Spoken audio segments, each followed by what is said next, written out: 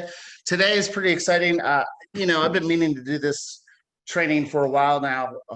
As far as land goes, I think everyone tends to be intimidated by land, sort of like commercial deals, and you shouldn't be. It's not all that challenging. We just haven't. You haven't done it or done it a lot, and so hopefully this will give you at least a good basis to really figure out what to do, how to do it, and get you motivated. Aaron, did that work? No. I'll figure it out. I'm sorry. I mean, I'll just forward you the entire email when I get it, when we're done. And then, Perfect. yeah, that way you can determine what I need to do, or I'll bring my laptop to South End later today. And just have you mess around with it. Yeah. Yeah, that's fine. Okay, great. Well, this morning it is 10:02. Let's start in about 2 more minutes. We just had a ton of people join us. So I'm going to give it 2 more minutes. We'll start at 10:04. There's another participant joining. Good morning, Bob Katz. We have a Bic on the Zoom call. Amazing stuff. Thank you for joining. Looks like we have a lot of our Raleigh peeps as well showing up. So good morning, guys, out in Raleigh. Hope the weather is better. It's a little rainy here since last night. Hope the weather's a little bit better there. I think it's supposed to be sunny this afternoon. So I feel like a radio host trying to fill out, dead space. Anyone have any questions?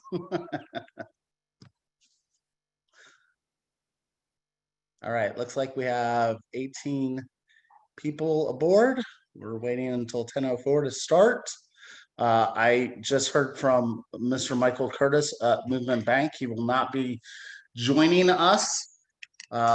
He is in other meetings this morning, so unfortunately will not have his market update. But you guys also know what's going on in the market. Obviously, rates are actually below 3% now. Multiple people have been locked in at 2.5, 2.625, 2.75 in the past week. So great time for buyers. Obviously, inventory is still down a ton.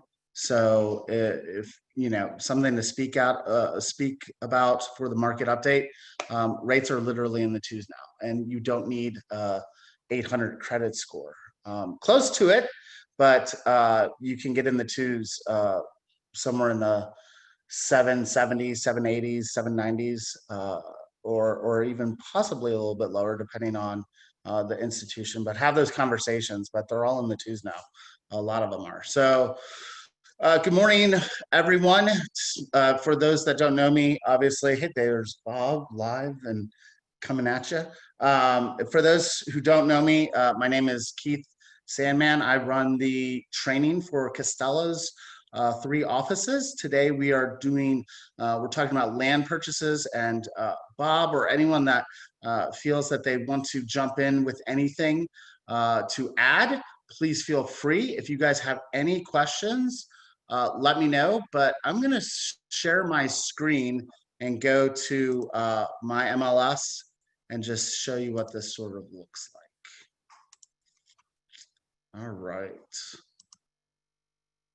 And guys, I cannot see a ton of questions. So if you have any questions, unmute yourself.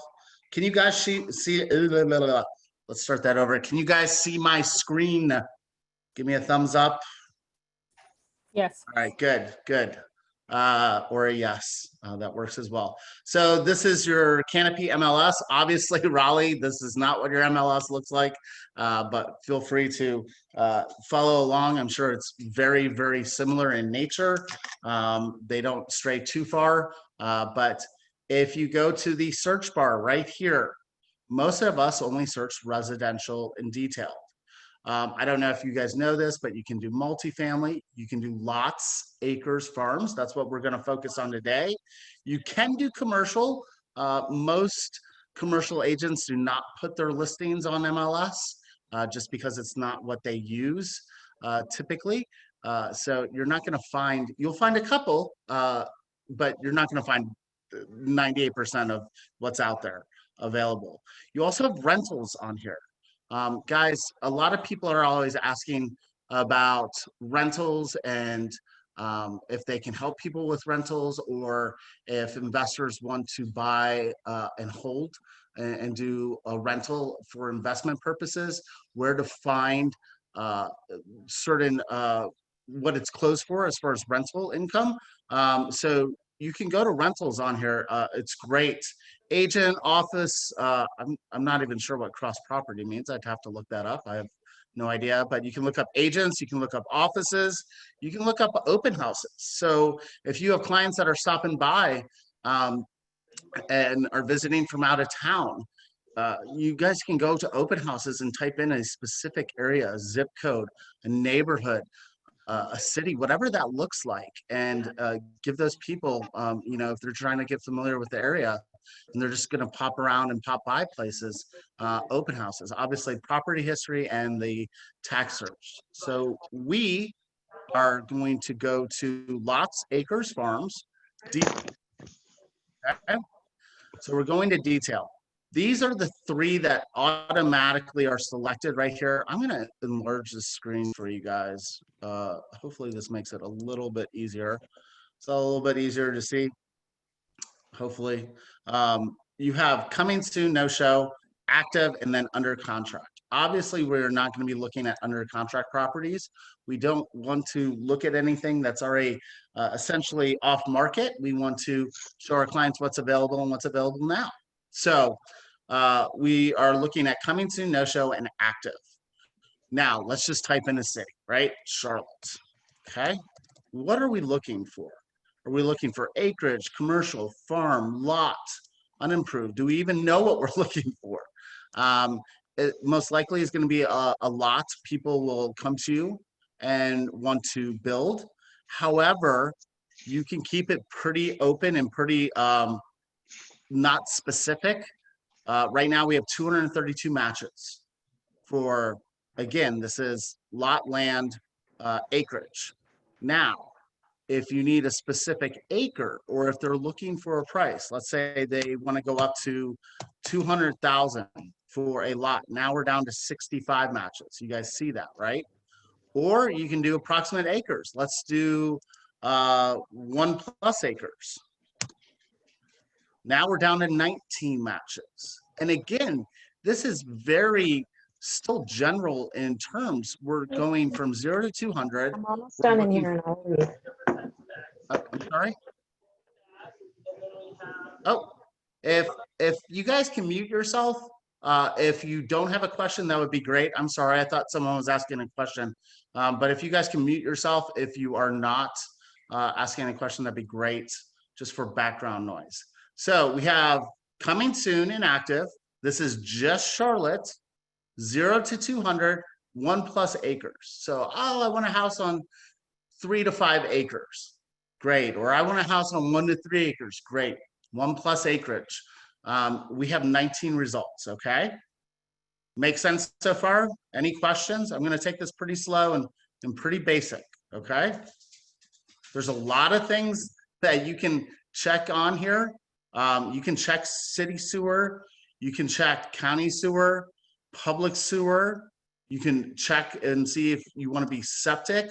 Water, same thing. If a well is installed or if a well is needed, if they're on city water, you can do a lot of different things here and get really specific. Okay. Someone's asking a question now, I believe. Let's see. Never mind. Pardon me. So you can get pretty specific about what you're looking for. I don't want to do that right now because I want to show you guys what you can and cannot find and how to find it. All right, so this is what comes up for our 19 results.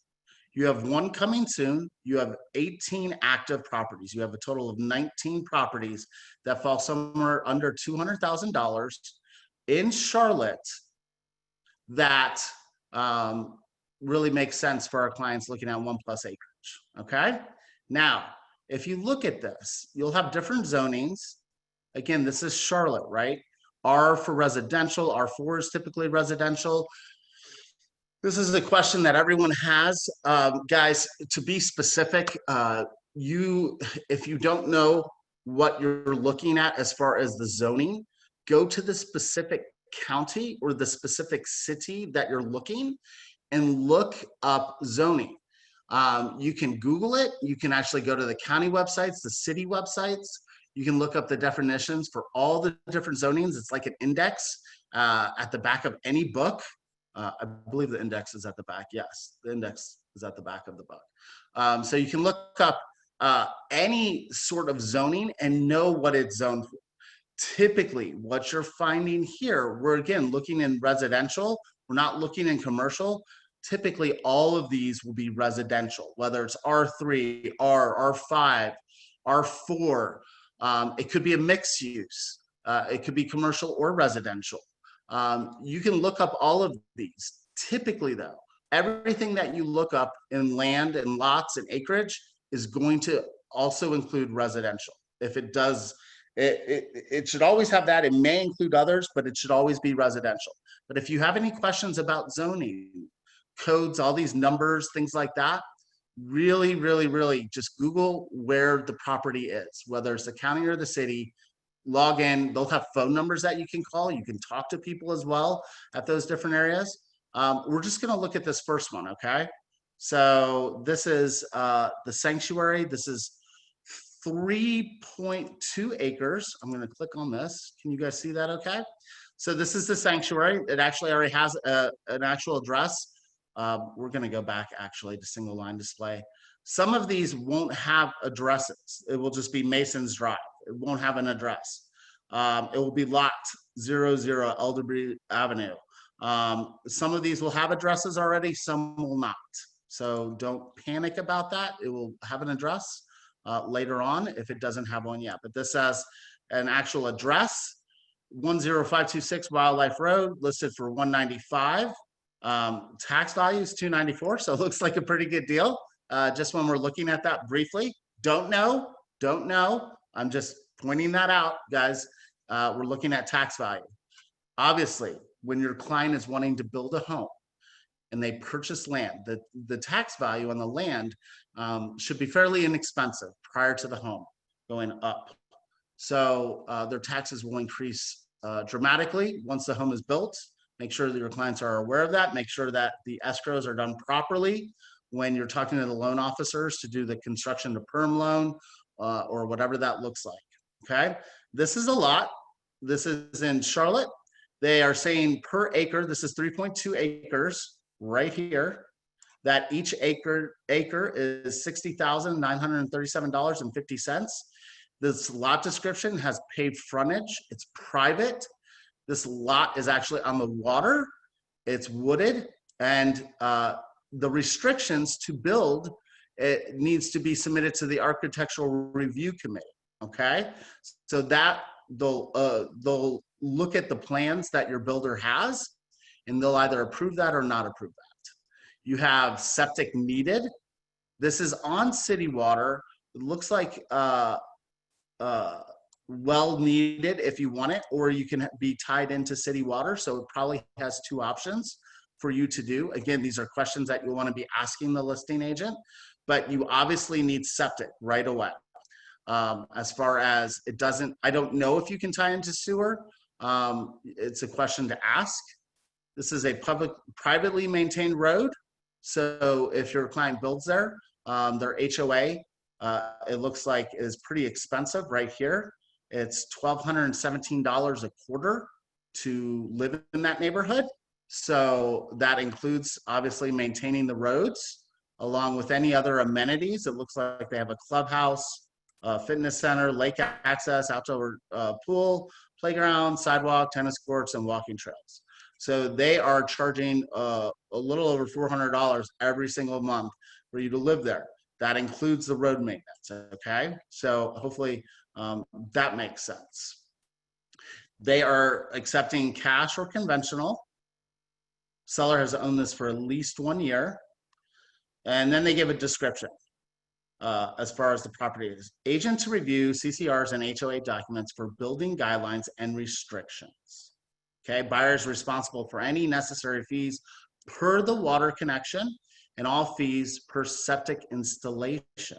Now, let's look and see what they have for documents. They have the CCRs, they have the homeowners association disclosure, they have the mineral oil gas, and they have the sanctuary community brochure. So they do not have a perk test done. Have you guys heard of the word a percolation test, a perk test? Hey, have you had a perk test? Perk test, perk test. What that means is a perk test is typically done by the government of that county or that city. A perk test is done, and it shows how many bedrooms are allowed for a home to be built on that property based on the percolation of the soil. So what happens is you schedule it with the county or the city to come have a perk test done. So when you are going under contract, and I'm jumping around a little bit, you need to call the county first or the city first and see what the scheduling looks like. If the listing agent and or the seller has not had a perk test done and it is not tied in to city sewer, right here it says septic needed. If it's not already tied in to city sewer, you need to call the county or the city, have a conversation of how much that costs, because your buyer is going to have to pay for it, and to see what their timing is like. So when you do the due diligence period, that you're leaving enough time to get all that information back regarding the perk test. It's a percolation. They take multiple, they drill a rod into the ground, they take multiple soil samples throughout the acreage, or at least where it's cleared or where the property should be going. There's lots of restrictions as far as, you know, on smaller properties. This is over 3.2 acres. So, but there could be setbacks as far as the neighborhood is concerned, like, you know, 40 feet off the road is the beginning of the property box where the property has to be built within that box. Whatever those setbacks, there's lots of restrictions, right? You have to talk all this out and make sure. That's why they've included the CCRs, which is good. But we're hoping that they've already had a perk test done. Many land deals fall through because someone is wanting to build a 5 or 6 bedroom house, and we have a perk test done and it only perks for 2 or 3 bedrooms. And people do not feel comfortable overloading the septic system like that, where it just can't handle it. I would recommend highly calling the city or the county, talking about what the cost is. Typically it's anywhere from, you know, 150 to 350 bucks. It's not expensive. You can actually hire your own company to go out there, your own soil engineer to go out there. If you so desire to do a perk test, it will cost your buyer a little bit more money, but it may be a more rapid response. But that is what a perk test is, okay? Any questions on that? Keith, I have a question. Yes, This is who am I Elisa. speaking with? I'm sorry. Elisa. Hey, Hey. So if the lot is already perked and it says that it's perked for 4 bedrooms, and the client wants to put a 5-bedroom house on there, can they like have another test done, or it's a done deal? They can only do 4 bedrooms. Officially, they can still build a 5-bedroom house, but when they go to sell that home and you put on the perk test that it only perked for 4, you're probably going to have some issues with that, right? Now, that being said, what they recommend is that they're saying 2 people per bedroom, which is typically not the case, right? It's typically 1 person, but that's what they're basing it off of for usage and things like that. Could you have another perk test done? Absolutely. It's probably not going to change. These are soil engineers that go out there and do these perk tests. So I don't necessarily would recommend spending more money. However, the client, yeah, see, and Laura says this as well, consider a soil scientist for a preliminary assessment. County still needs to do their own tests. Houses can be built with more bedrooms. Talk to your builder. Assumption is 2 people. I just talked about that. Important to know what perk is, conventional or engineered, just not the amount of bedrooms. Cost difference is tens of thousands for the build. And they'll tell you all that once the test is done, right? And once you're, once whatever you're purchasing. So yes, they assume it's 2 or more people in a bedroom. You can always go more than that. A soil scientist, Laura is saying, a soil scientist will do a more thorough assessment and may find a place on the lot that is better. This will need to be confirmed by the county. Absolutely true. It depends on the acreage. This is 3.2 acres. You probably have a few different spots that you could measure. However, typically the county does a pretty good job, and hopefully the community sort of at least has the box of where the home may be built or where they recommend it being built.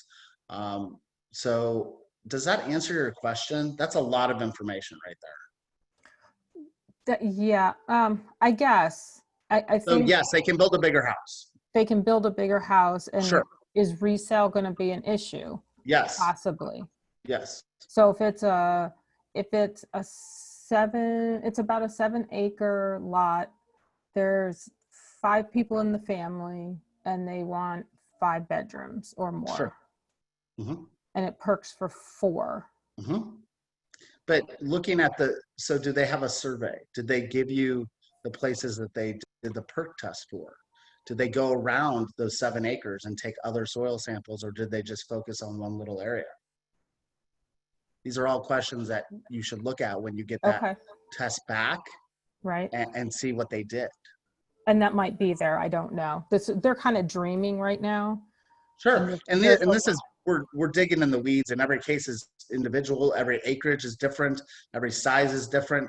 You really have to look though. And if the listing agent can provide a perk test by the county, you can look at that map and see where they perked and what it perked for. Let's see if, gotcha. Okay. Does that, yeah, and it all helps. depends on the community covenants. Exactly. I had mentioned that, Lara, about they have the CCRs in here. Right. There can be choices of where the home is built, but it depends on what the county decides. The well, if necessary, and septic will be. A custom builder will help you determine all of this. Yes, that's all in the details. But we did mention that. But right now, what we're looking at is understanding the basics of what you're looking for when you're looking for a lot. When I go to the attachments, there's no perk test attached. The next thing I would always look for is a survey. Do they have a survey done?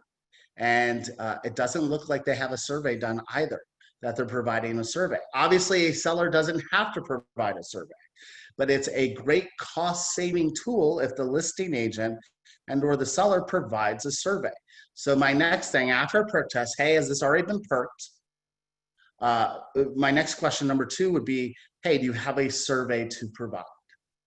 Okay, especially on acreage that's 7 acres, 20 acres. It costs a lot to do a survey for that sort of acreage.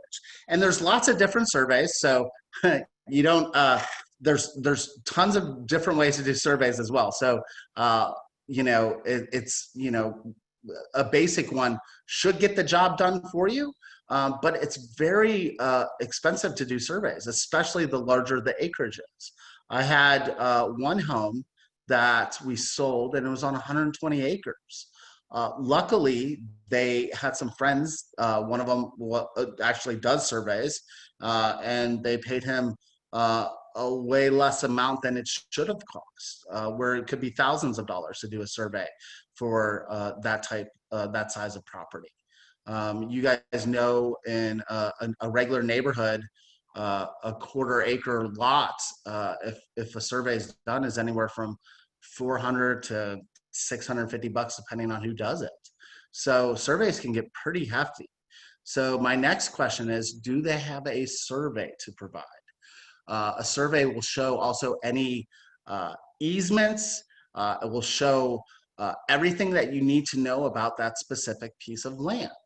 What you'll need to know, if there's any setbacks, if there's any easements, what it looks like to be able to provide your clients the right answers. Hopefully this is this is a community, the sanctuary, this is actually in a subdivision. They most likely will have a plat map, maybe. So you can, a plat is the same thing as a survey, guys. They're interchangeable. A lot of people use either word, okay?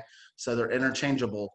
But a community may actually have this. And maybe that listing agent didn't ask the seller or didn't ask the community for that. Maybe they do, maybe they don't. I don't know, but it's always my second question. One, has a perk test been done? Two, has a survey been done? Okay.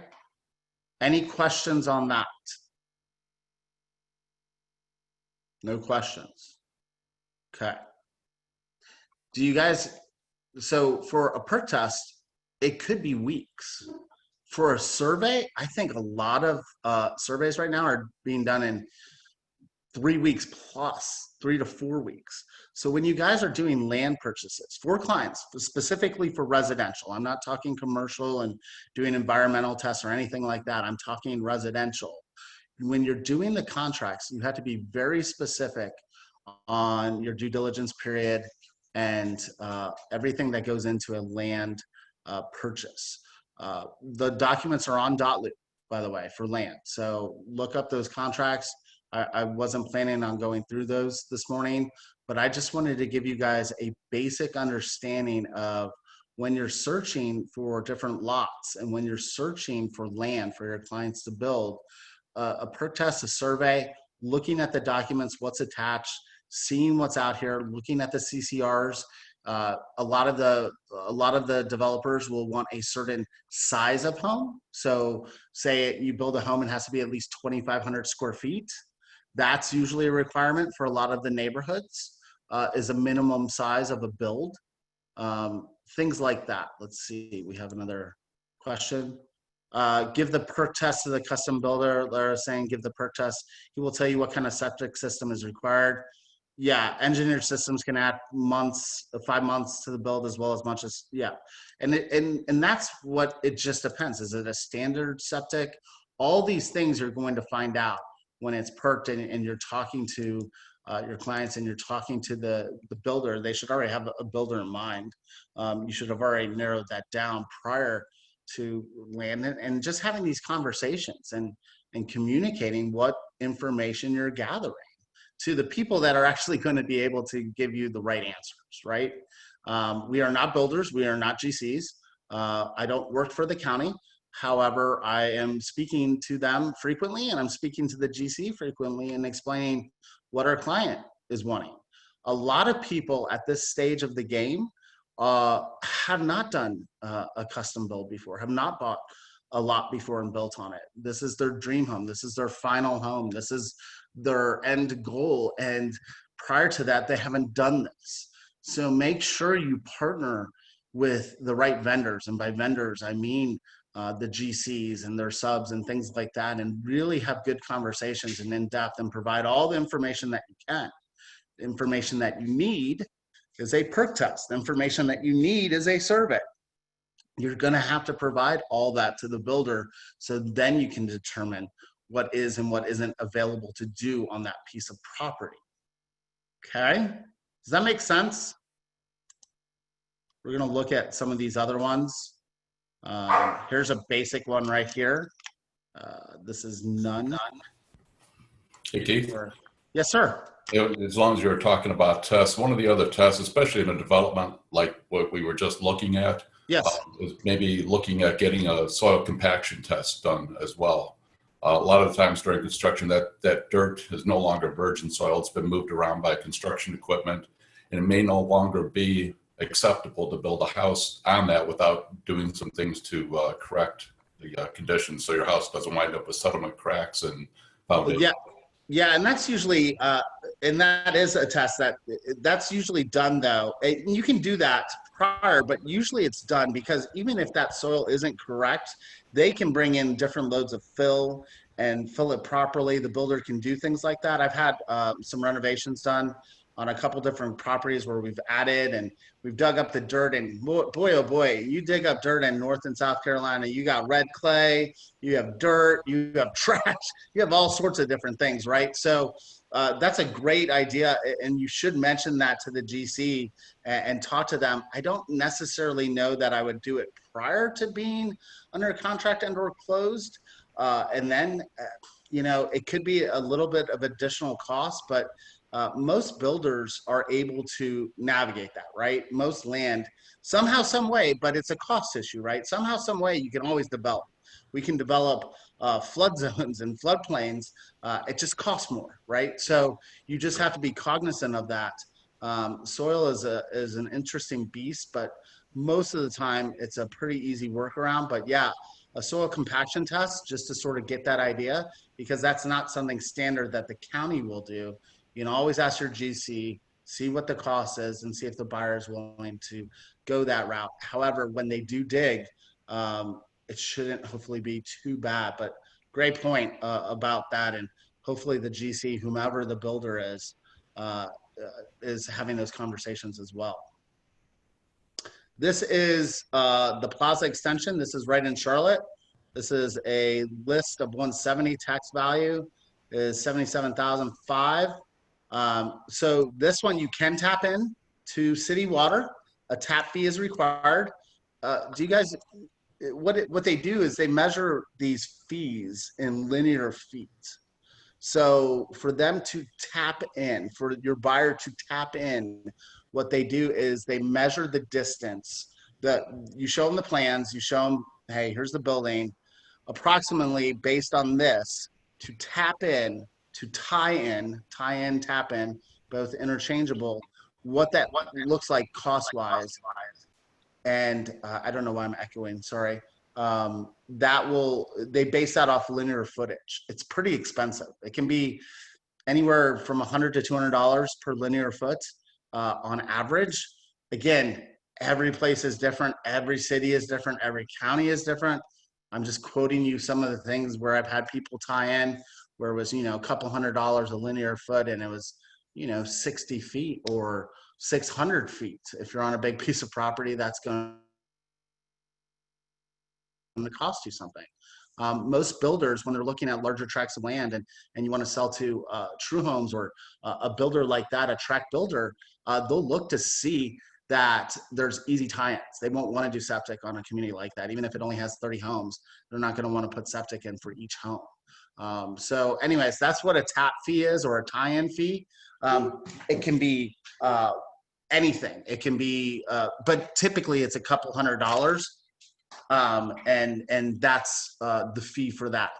This tells you the lot is open lot and it's wooded. There are no restrictions for this zoning.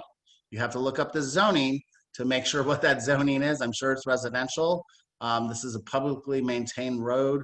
They're doing a cash construction or a perm loan, construction to perm loan. Okay, so this beautiful flat lot back right up to the Reedy Creek Nature Preserve. Blah, blah, blah. Large sign to be installed first week on the market. It's been on the market 543 days. Right here. Oof, it's been on for a while. Please wear boots and encourage clients to wear boots when showing. Here's the Charlotte Code table of uses and hierarchy of districts to verify all information, as there are many requirements that must be met for each use. So you got to look at the usage. It looks like they have some attachments here. Another question. Septics are common on lots of half acre or more. Absolutely. My last home prior to this one was on 1 acre and I had a septic. And guys, septic and well, I don't know why. Sometimes they have this negative connotation, like it's out in the boonies, or those are, not as well-to-do people. There's lots of communities that are septic and well. I was on 1 acre, and but there's communities that are $1 million plus that have septic and well. It's not a negative connotation. People really get weirded out, especially people that are buying a first home or don't know a whole lot about homes. and they haven't gone through the process.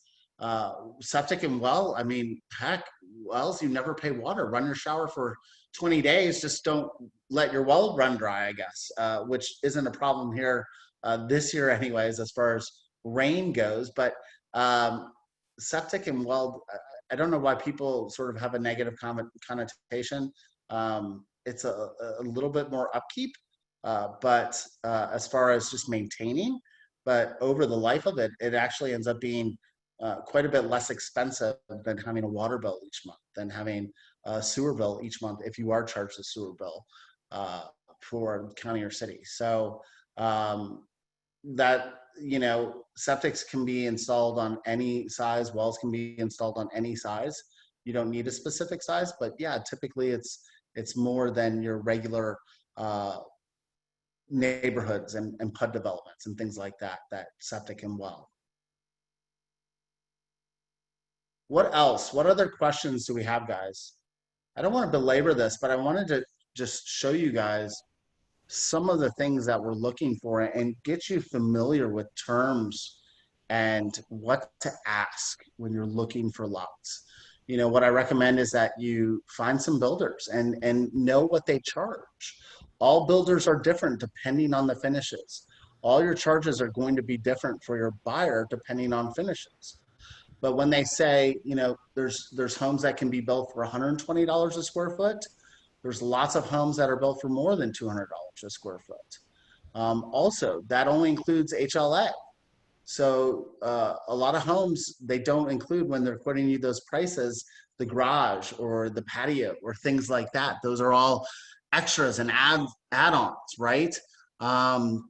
There's a lot that goes into building, but if it makes sense for your clients and showing lots and showing land, you should know what to ask. And that's sort of the point of this. Where do you go to look? How do you set up the search? And what tests should you be asking for? What results should you be asking for? And our per test survey. And if I don't have it, to really make sure that you know where to go to find it. Who do you call? Rebecca asks, who do you call to find pre-existing wells or underground tanks? Who do you call to find? Well, first of all, those should be disclosed by the listing agent and or seller. Underground tanks, do you mean like oil tanks? Those typically have a pipe that protrudes from the ground, that whenever you're walking it, the GC will notice that and tell you when you're having an appraisal done. Those are typically found out during the appraisal as far as anything pre-existing. But if you have a survey, on the plat map, if those are pre-existing, those are typically labeled. Those lots of farmlands has those things and it's old. Yes, but if you have the survey, those are notated on the survey. Where the septic is, where the well is, those are typically noted on the plat map. And so that's why we're either asking for one or getting one. I hope that helps. Oh, it looks like it does. You said okay, so that's good. Hopefully that's pretty clear. You know, a lot of the oil tanks typically before they go on market, before they try to sell, those are already removed, or the pipe is cut off and they're filled with sand, and it won't affect the appraisal or the purchasing of that property. Let's see. Next question, Elisa. Can you negotiate price on lots like you would a single family? Absolutely, 110%. You look at some of these time out here, 543 days. This particular property started at 180,000 and it's now down $10,000 with 2 price improvements. Yes, you can absolutely look at that and negotiate that. And no, the offer to purchase is not the same for land. There's a separate offer to purchase. I'm not going to be going through that today, but that is on your documents per each state for land purchases. So definitely negotiate, definitely look at that. A lot of times, guys, I'm kind of surprised to see only 3%. Oh, I know, Ben. 3% a lot of land, Drew Choates, another producer, here's 2.5. Sometimes land goes up to 4, 5%. I'm really shocked that all of these are 3 and under so far. There's another 3, huh? It's the way of that's the way we're trending right now, I guess, huh? Right? Even on residential, it's like 2.5 now is the new, 2.5 is the new 3, I guess. So a lot of the old land purchases that I did were 3, 4, 5% to the buyer's agent. So here's a 4%. Whoa, Kyle, yay, 4%. And you know, because it's a lower price point as well. And so for land. Anyways, check on impact fees as well. Each county, city is different, and it can be no fee or several thousand, making a difference for your clients' budgets. Absolutely. Impact fees are happening everywhere. It's something to talk about. Hopefully, you can speak to the listing agent, and hopefully they have that information, that seller has that information. Oh, see here, guys, right here in this community, the sanctuary, which is one of the ones that we looked at before, it's 1,500 square feet minimum to build. And it looks like they are not able to tie in, but that you can tie into city water and a tap fee is required, or you can probably put a well, you'd have to ask, but 1,500 square feet. So good on this agent for actually putting the minimum square footage to do a build. This is 6.5 acres, a whole lot different price point because it's not waterfront. Same community, but the other one was waterfront. Okay, so you can look at that. The other one, Keith, they had a minimum 3,000 square feet to build on the first property you showed. And it could be because it's waterfront. I haven't looked at the CCRs and I don't know. That's good that they put it out. I didn't remember seeing that, but on this lot, apparently it's 1,500. I would still confirm that. You're the buyer's agent. You have 2 different varying minimums. I have no idea, you know, which is right or if they're both correct. So again, it's your job as the buyer's agent to verify that and determine that. And what you would want to do is speak to someone who is actually affiliated with the sanctuary and not just trust the listing agent. Because again, guys, these are all advertisements, right? Every single listing is, or as Michael Curtis likes to say, since he's from South Africa, an advertisement. These are all just advertisements, right? And they can put in any information. It doesn't have to be correct. You have to verify for your buyer what that looks like, okay? But thank you, great point. But it's nice to see that at least 2 of the agents for the sanctuary put in minimums. It could be wrong, but hey, something, right? Do most clients, Alexandra asked, do most clients in your experience buy land primarily to build residential homes on? Yes, because they're tired of HOAs and they want to get out of those neighborhoods and they don't want to be told what to do or how to do it or when to mow their yard, or if they want to put a boat in their front yard, they want to put a boat and no one can tell them no. But yes, it's typically for residential. You're going to run into this. I'm glad that made you laugh. That a lot of the times you know, people want to build their dream house and be as far away from other people as possible. The older you get, I think that is true, in my humble opinion. But yeah, they, you know, it's primarily to build their residential and put, you know, a pool or a barn or have a stable for their horses or whatever it looks like. You know, people like space. I think after all of this, you know, prior to the pandemic, the trend was to have smaller homes, to have smaller spaces. And now you see the increases of 8 to 15%, people wanting outdoor spaces, pools, people wanting private offices to do their work in because they're not going back. People wanting gyms, they want extra. So actually square footage, the request for bigger homes has gone back up, where before it was actually trending down the last 10 years. People wanted they didn't want as much home to care for. But now that we find ourselves more at home than ever, the request for people putting in pools, outdoor spaces, offices, gyms, flex spaces, whatever that looks like, people want more space because they're not getting out as often. So anyways, just something to think about. What other questions, guys? Has this been helpful? Does this give you at least a basis? You're probably not going to do a ton of these unless you focus on it specifically, but I wanted to give you at least a basis of what you're looking at, what you can expect, whom to talk to, whom to look for, whom to call, what tests to look for. Any questions other than that? Lisa, thank you. Good info. My pleasure. And if no one has any other questions, I'm good with that too. You guys are going to get 13 minutes of your day back. And by the way, some of these, you're welcome. To everyone who's saying thank you, Tanya, Pepe, Alexandra. Some of these will be a half hour long. We always schedule an hour long. So I don't feel that, if we end a little bit early, that it's a disservice to you guys. I'm staying on here, obviously, for any questions. If you need anything, feel free to shoot me an email. It's very simply Keith, Keith, at CostelloREI.com. Or I guess I will put my number here as well. You can shoot me a text. I'm available. Oops, sorry.